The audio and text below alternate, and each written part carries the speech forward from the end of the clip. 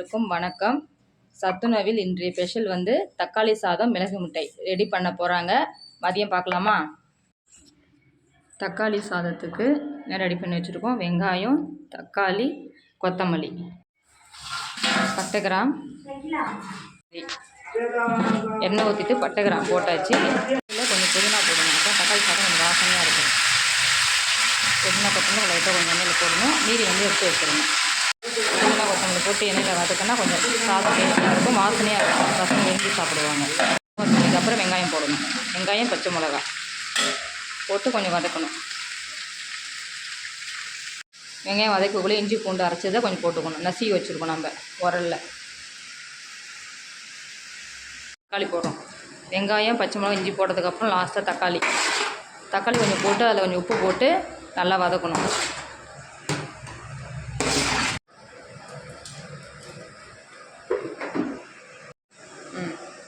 இன்னும் கொஞ்சம் okay.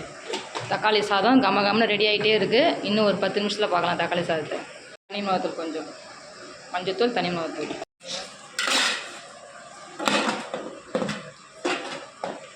Okay, வாசனை சூப்பராக இருக்கா? வாங்க எங்கள் சத்துணவுக்கு சாப்பிட்லாம் மதியம். தக்காளி சாதம் ரெடி ஆகிடுச்சிங்க. மிளகு முட்டி ரெடி ஆகிடுச்சி. பசங்க சாப்பிட போகிறாங்க. சாப்பிட்லாம் வாங்க.